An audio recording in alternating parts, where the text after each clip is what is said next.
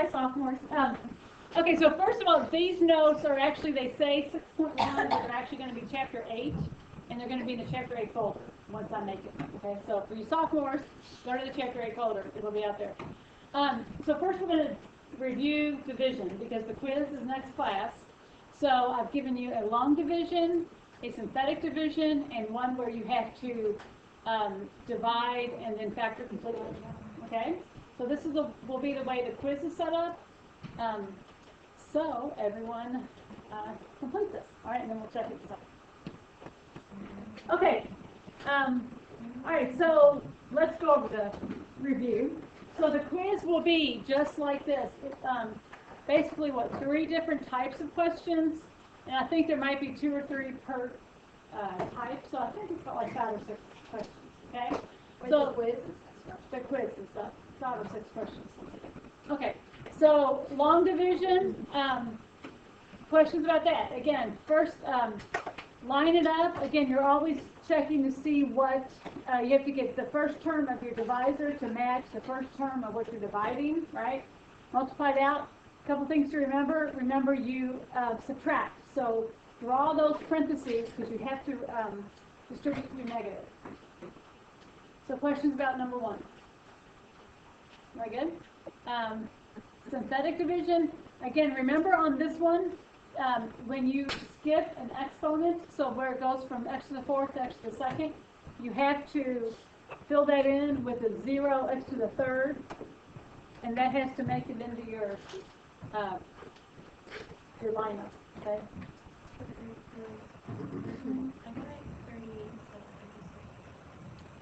And that would be right. Yeah, very good. So 38. Off. Yeah, so 19 times 2 is 38. So our remainder is 58. Thank you, Alyssa. So questions about that? Again, remember, you line it up, the opposite sign of your divisor. So if it's x minus 2, you're putting x plus 2 in the box. And always draw this arrow. A lot of people mess up because they don't draw the arrow and they try to multiply something and put it there. So you want to draw the arrow, bring down the 3. So you're only going to factor when you have like that one column below. When it asks you to, yes. And the thing is, you can only ever factor if you have a remainder of 0. Okay. Otherwise, there's never point in factoring. But yeah, on the quiz, I will tell you factor completely. And when I tell you that, you should also expect to get a remainder of 0. Okay. Otherwise, you've done something wrong.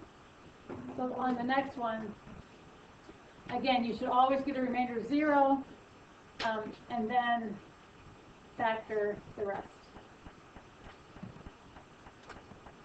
Okay? Questions about that? Very good? Okay, so that's the review for the quiz.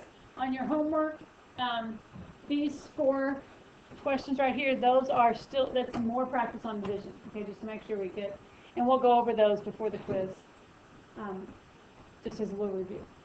Okay? All right, so we're going to start a new chapter, which is chapter 8. Yes. If you're putting a 0 at one point on the quiz, would you have the whole thing wrong? Not the whole thing, but it would cost you at least a point or so, because it messes up everything, but yeah. And it makes me kind of redo the problem like you did, but no, for the most part, you won't lose all. Okay, so what we're going to look at today, this is actually, it's a page out of 6.1, but we're actually jumping to chapter 8, so we had to kind of hit this first. So we're going to do chapter 8, then we're going to go back and get chapter 6, okay? And I think if we have time by the end of the year, we'll get into chapter 7, okay? And this, you all have actually probably done this exact same chart with in Algebra 1. We're probably going through it a little bit more now than you did in Algebra 1, but I think every math teacher uses this same kind of chart for exponents, okay? So we're looking at exponent properties. So we're going to look at the rules, then the official definition, and then go through some examples, okay? And then we'll practice some. So first, exponent rule is called multiplying like bases. Okay.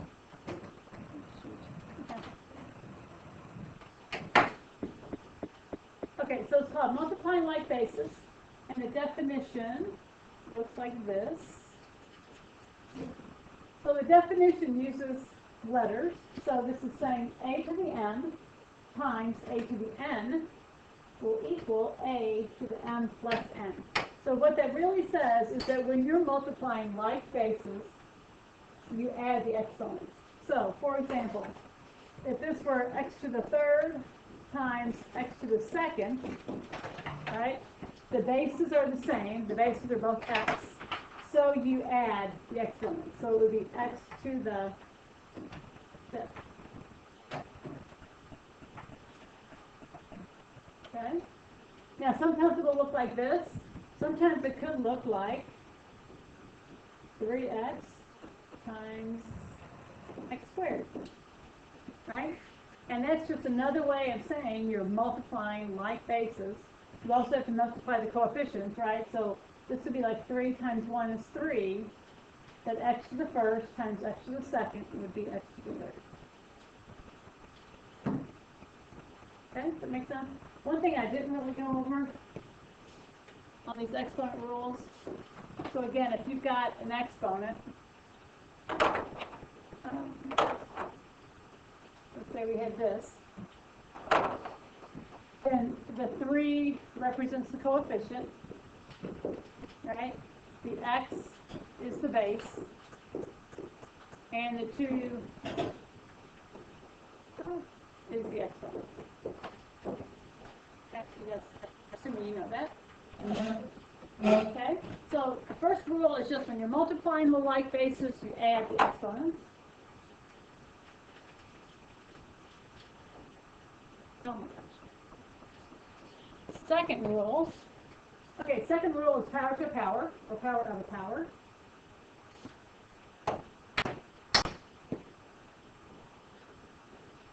Anyway, and power of a power is when you've got a base and an exponent, and you're raising it to another power, okay?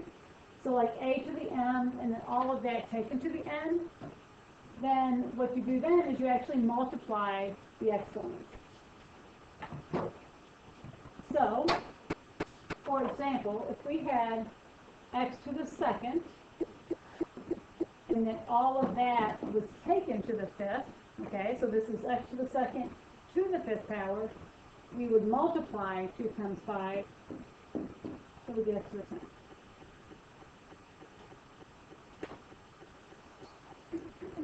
Okay, or if we had x to the third taken to the fourth, it would be x to the fifth.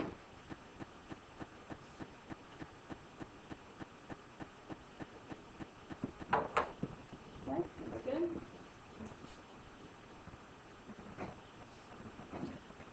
Okay, the third rule. So what we're going to do, we're going to go through all these rules, and then we're going to practice them. So power of a product. So what's product mean in math? Multiplication, right? So power of product means when when you're multiplying 2 terms and taking that whole product to a power. Then what you do is you distribute that power to both.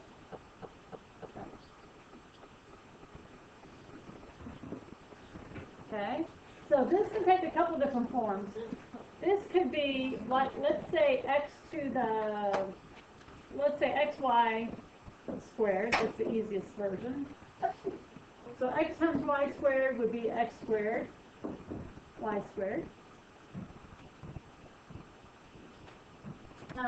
Let's say we had 3x squared y taken to, let's say, the third power.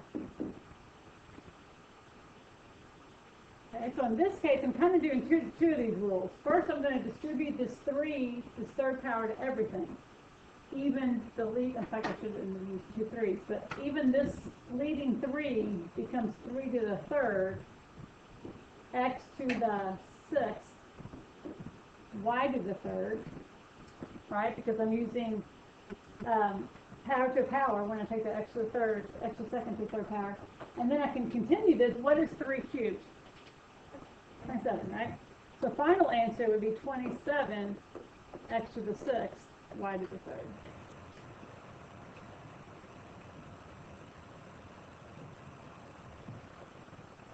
Okay, make sense?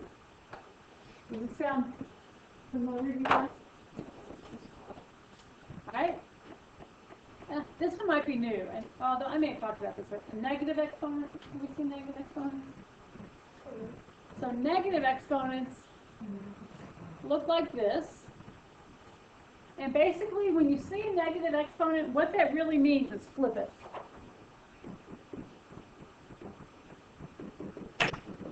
So if you have so you always want to think of exponents in terms of fractions.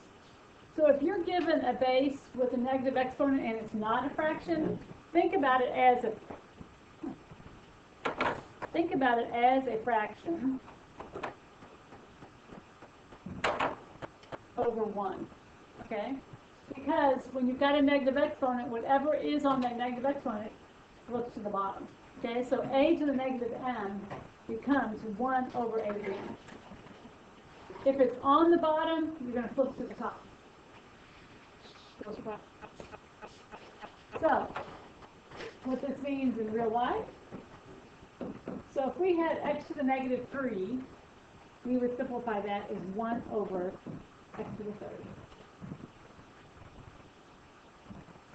If we had, let's say, 2 over y to the negative 4. Okay? One thing that confuses people about negative exponents is it only applies to the base it's associated with, okay?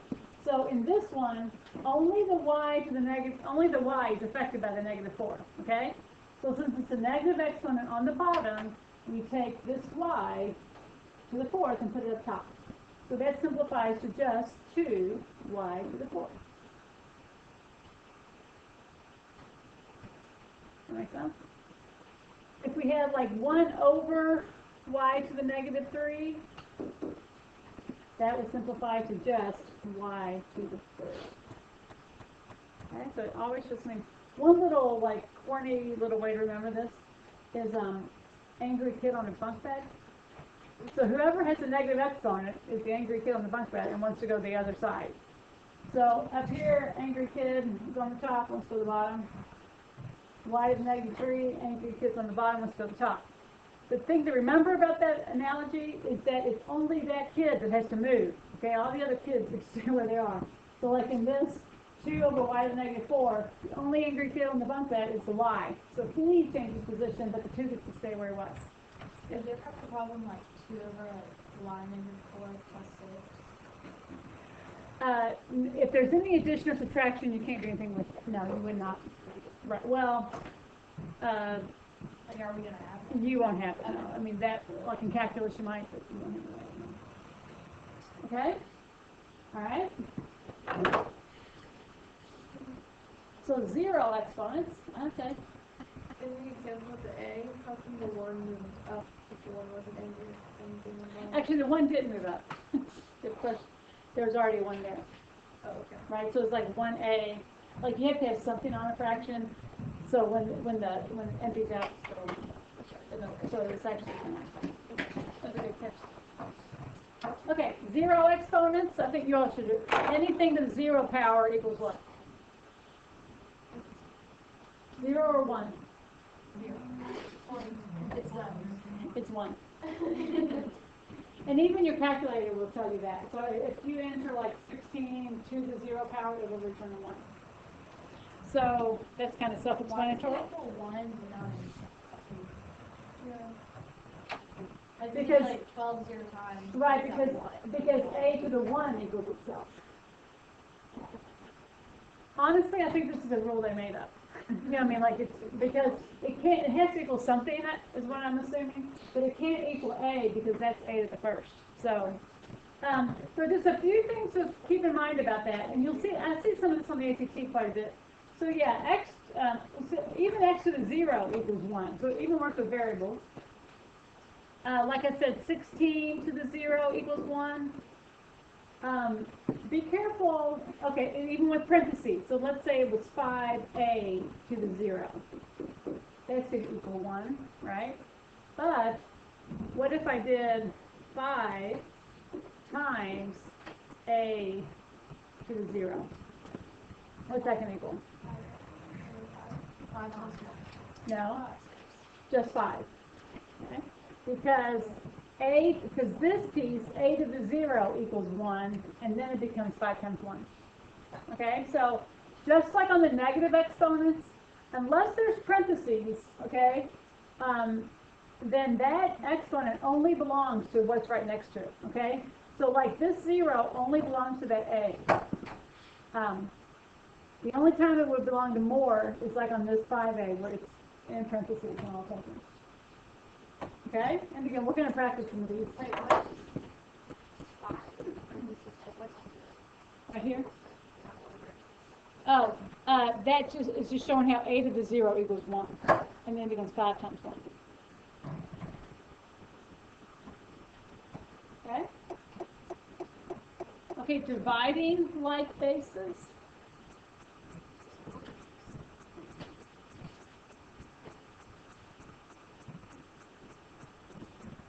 So when you have the same bases and it's on top of each other, like a quotient and a division, then you subtract. Okay? So what that looks like, if you have like x to the 5th over x to the 2nd, then that becomes x to the 5 minus 2 equals x to the 1st.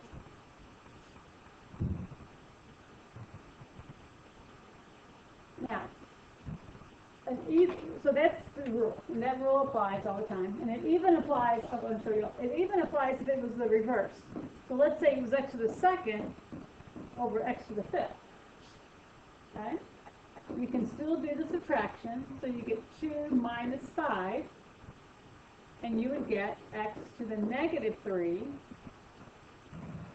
Again, though, one thing I didn't say with negative exponent, you never want to leave a negative exponent in your answer. Okay, so if you end up simplifying this and you get x to the negative 3, you want to rewrite it like this. Okay, so because of that reason, I think this kind of gets complicated where you're subtracting and you get a negative number, then you have to move them. So the way I like to think about these on division is what you're really doing is you really want to think about this as like x to the 2nd over x to the 5th. Think about it as 2 x's on top and 5 x's on the bottom. Okay, that's really what this means, right? X to the 2 over x to the 5th means this. So when you're simplifying it, what you're really doing is these 2 would cancel out with 2 of them down there, and you really end up with 1 over x to the 3rd. Okay? So this is what's really going on. The subtraction rule works, okay? Another way to think about it is or you could just subtract them, and whichever top or bottom had the most to begin with is where you put them all. Does that make sense? Okay? And it's because of this. This is what's really happening. It just follows the subtraction.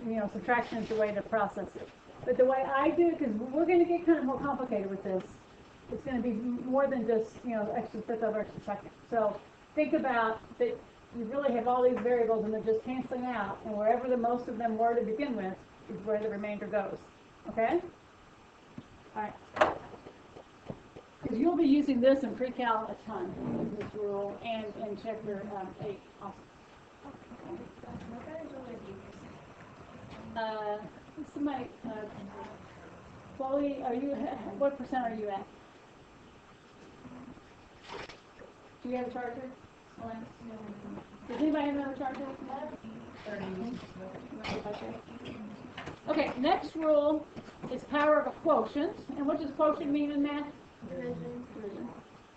So there's no rule for it.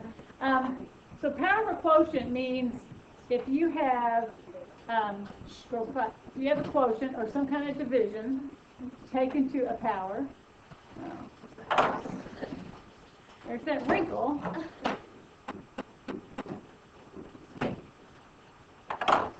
So if you have a quotient taken to a power, just like with a product, that quotient gets distributed. Sad little, I try to be neat. It's distributed at the top and bottom. Wait, is it A over B in parentheses M? Yes, A over B to the M. Alright, Alright, so we're going to take it down here now. So what that looks like is, let's say we had x over y to the third, right? That just becomes x to the third over y to the third. Okay? Now, to combine these a little bit, let's say we had 5x to the third over y to the fourth, and we squared it. Okay? What that means with this rule is that everything gets x squared, right? So even the 5. So the 5 gets squared. The x, you have to do the power to a power, right? Because we have the x to the third being taken to the second. So it's going to be x to the what? 6, right? Y to the fourth taken to the second is going to be y to the eighth. And now we can simplify the 5 squared, so it becomes 25 x to the 6th over y to the 8th.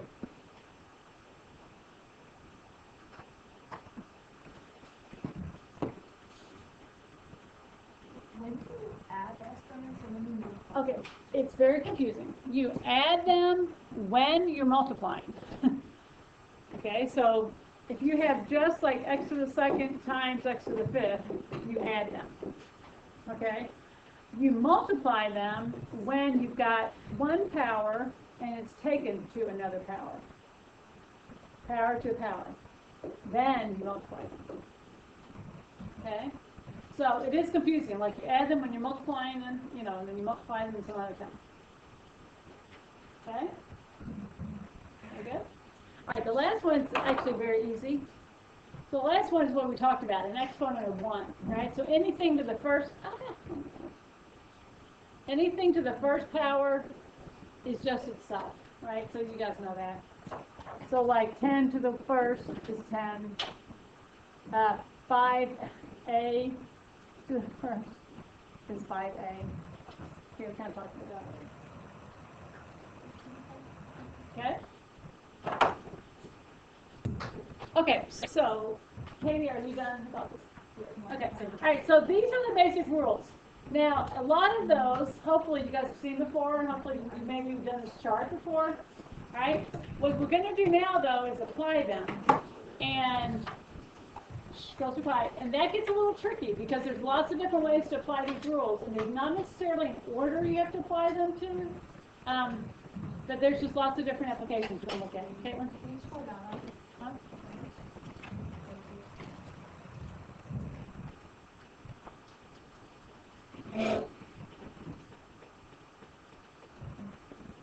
Good? Okay, so now, try not to work too far ahead of me on these, okay? I mean, you can, but it's just better if you really don't. So actually, let's just kind of go around the room. How about that? So Alyssa, x to the second times x to the fifth. Where are you at? X to the sixth. Everybody agree with that? Because again, you're multiplying, so you add. Katie Howard, what about 3x squared times x to the third? Right, 3x to the fifth. Everybody agree with that one? Because again, you're multiplying like 3 times 1 and then adding exponents. Abby, what about the next one? 12a to the 8th. Good job. Everybody agree with that? Okay. Katie Lichardi, what about the next one? X to the 10th. Power to power. Right? So really this is really saying x to the second 5 times, right? So if you wrote out 5 x to the second, right, you would add them and you would get the same answer. So it's kind of a quick way. X to the 10th. Carson, what about the next one?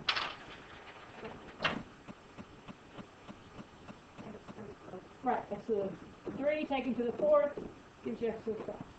Okay. So this first row is lucky you got some easy ones. Julia, what is that this? 4x to the 4th and y. Very good. 4x to the 4th, y to the 6th. Okay, actually, I'm going to stop recording. Okay, so I'm going to continue on with these outside of class for you sophomores. So the next one, x squared to the 5th, is going to give us x to the 10th. X to the 3rd taken to the 4th is going to give us x to the 12th. Again, power to a power, so you multiply. Parentheses take squared means you distribute that 2, so you square everything. So it becomes 2 squared is 4. X squared squared again is x to the 4th and y to the 6th. All of these parentheses taken to the cubed power, so you distribute that cubed power, so you multiply, so x to the 9th, y to the 12th. Quotient rule, you distribute, again, that squared to everything, so it's 4 squared times x squared over y squared, and then we can go ahead and square that 4, so it's 16 x squared y squared. 3x to the 0, since it's parentheses taken to a 0, all that becomes a 1, and nothing happens to the bottom. So it's 1 over 4x y to the 3rd. Looking at the next example, x to the negative 5th, again, we just take that x to the 5th and put it on the bottom. So 1 over x to the 5th. X to the negative 2 times y. Please call the main office in regard to testing pool. Ms. Miller, please call the main office in regard to testing pool. So the y stays on top. The x squared goes to the bottom, along with the 2 that's already down there. Similarly, down here, z is the only thing to the negative 2, so it just goes up top and joins. Ms. Schaefer, please call the main office in regard to testing pool. Ms. Schaefer, please call the main office in regard to testing pool. And that z joins everything else already up top. Next one, we distribute that cubed to everything. So first we get 2 cubed x to the negative 15 y to the 12th. Simplifying that further, 2 cubed is 8. X to the negative 15th means x to the 15th goes to the bottom. Y to the 12th stays up top.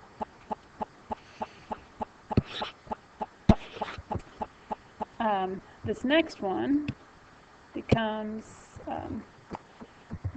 first simplify the numbers out front. So 9 over 3 becomes 3. 5a's over 2a's becomes just 3a to the 3rd. Next one similar, 6 over 3 becomes a 2. X to the negative 1 means it goes up top. So now we have 8 x's and 5 y's. Next one, 4 over 2 becomes a 2. X squared stays.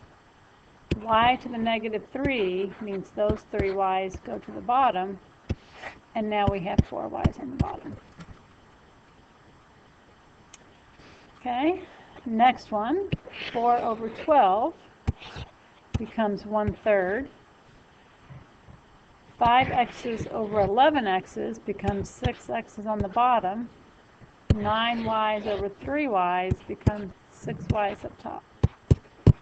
So y to the 6th over 3x to the 6th. Next one, if we multiply, so we get p to the negative 4. We never want to leave a negative exponent in our final answer, so we rewrite it as 1 over p to the 4th. This next one can be a couple different ways to do it. I think the easiest way with parentheses to a negative is first just take care of that negative and put the whole parentheses on the bottom and make it positive. Now distribute your squared and you get 9x to the 8th. And last one, again, on this kind of case, it's better to take it letter by letter. So first we have 2 R's on the top and 4 R's on the bottom. That's going to, if we subtract, we end up with 2 R's on the bottom. 5 S's on top, 2 S's on the bottom. If we subtract, we end up with 3 S's on the top. 10 T's on the top, 12 T's on the bottom. We get 2 T's on the bottom. And there you go. So your homework, the first 4 problems are division, practicing division for the quiz, and the 1 through 15 on 360 is this kind of simplifying exponents. And I'll see you girls on Friday.